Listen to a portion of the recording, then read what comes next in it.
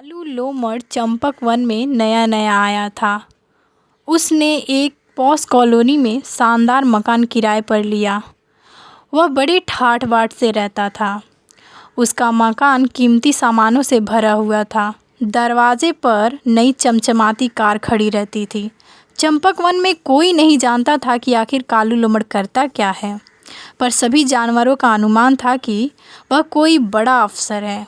कालू लोमड़ और उसकी पत्नी बीमकी लोमड़ी ने चंपक वन में आते ही बड़े बड़े घरों के जानवरों से दोस्ती करना शुरू कर दिया। उनका लोगों से दोस्ती करने का ढंग भी अजीब था। वे जब तब अपने घरों में दावतें किया करते थे और बड़े बड़े लोगों को सब परिवार बुलाते थे। उनकी दावतें बहुत मज़ेदार हुआ करती थी। वे लोग मेहमानों की खूब खातिरदारी करते थे, जिससे मेहमान खुश हो जाते थे। उनकी दावतें देर रात तक चला करती थी।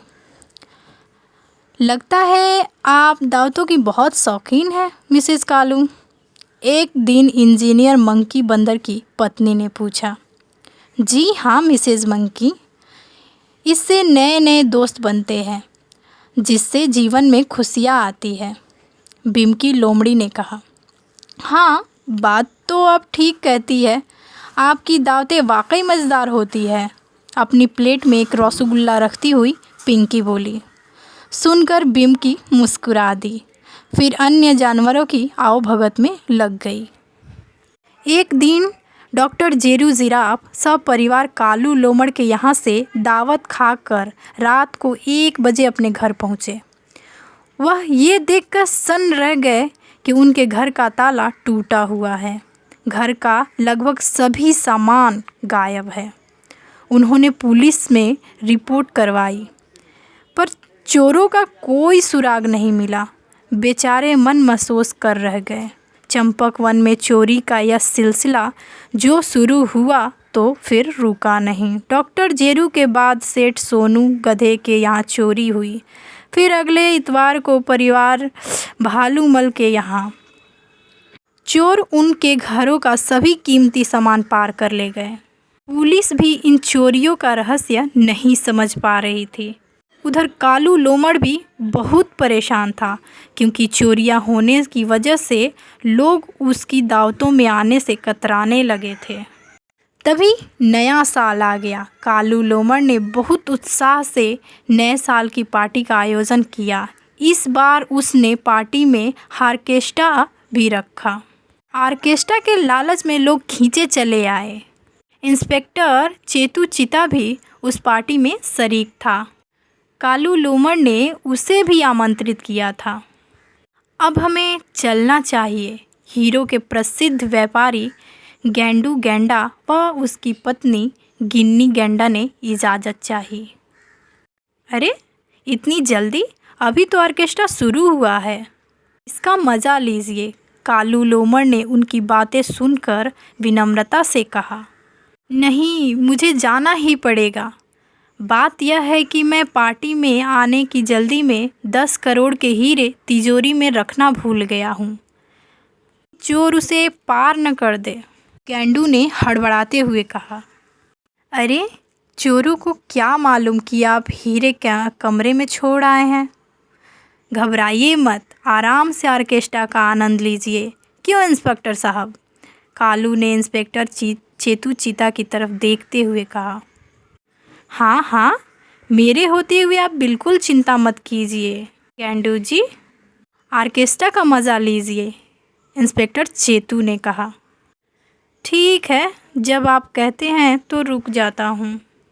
गेंडू गेंडा रुकने के लिए राज़ी हो गया।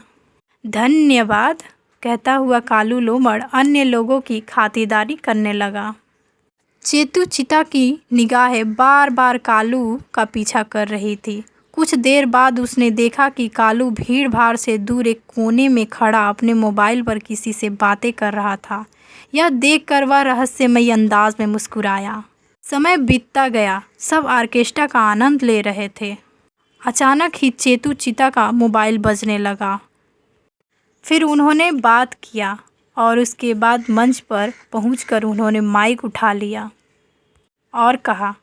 आपको यह जानकर खुशी होगी कि आपके घरों में चोरी करने वाला चोर पकड़ा गया।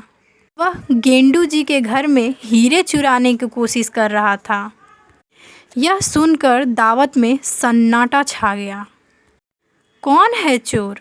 कुछ जानवरों ने पूछा। इस पर चेतू चीता ने कहा, चंपक वन का छटा हुआ बदमाश लुच्चा सियार और उसके साथी है। पुलिस ने उन्हें पकड़ लिया है और कुछ ही देर में यहाँ लेकर आ रहे हैं। आप लोगों का अच्छा मनोरंजन होगा। यह कहकर इंस्पेक्टर चेतू चीता कालू लोमड़ और उसकी पत्नी की तरफ देखने लगा। यह सुन दोनों के चेहरे पर हवाइयाँ उड़ रही थी। वे दोनों धीरे धीरे दरवाजे की तरफ बढ़ रहे थे। कहाँ जा रहे हैं मिस्टर एंड मिसेस कालू? लपक कर दरवाजे पर पहुंचता हुआ चेतू बोला। नहीं नहीं नहीं, अचकचाकर दोनों बोले। तभी पुलिस सियार और उनके साथियों को लेकर आ पहुंची। जब इंस्पेक्टर चेतू चीता ने सियार और उनके साथियों को दो दो हाथ लगाना शुरू किया तो उन्होंने बकना शुरू कर दिया। मार पड़ने पर कालू थी सियार रोते हुए इंस्पेक्टर से बोला, साहब मैं तो छोटा मोटा चोर हूँ। मेरा बॉस तो यह कालू लोमड़ है। यह अपने घर में दावत करके बड़े बड़े लोगों को बुलाता है, फिर मोबाइल से मुझे बताता है कि मुझे किसके घर चोरी करनी चाहिए। जोरों से रोते हुए लुच्चा सियार ने कहा। सियार की बातें सुनकर सब अवाक रह गए। अब सबको मज़ेदार दावतों और चोरियों का रहस्य समझ में आ गया था। नहीं नहीं साहब, यह झूठ बोल रहा है, कालू लोमड़ ने चिल्लाया। चुप रहो।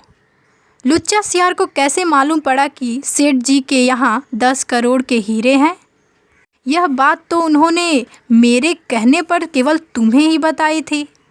कालू की पीठ पर एक डंडा लगाते हुए चेतू चीता चिल्लाया तो कालू और बिमकी का चेहरा सफ़ेद पड़ गया। दोनों इंस्पेक्टर चेतू के जाल में फंस गए थे। अब निकल भागने का कोई रास्ता नहीं था, अतः दोनों ने अपनी गलती मान ली। तलाशी लेने पर उनके घरों से चोरी का सामान भी बरामद हो गया। उसके सहित उसकी पत्नी और उसके दोस्तों को पकड़कर जेल में डाल दिया गया। कालू लोमड़ चंपक वन में नया नया आया था। उसने एक पॉश कॉलोनी में शानदार मकान किराए पर लिया। वह बड़े ठाठ बाट से रहता था। उसका मकान कीमती सामानों से भरा हुआ था। दरवाजे पर नई चमचमाती कार खड़ी रहती थी। चंपक वन में कोई नहीं जानता था कि आखिर कालू लोमड़ करता क्या है।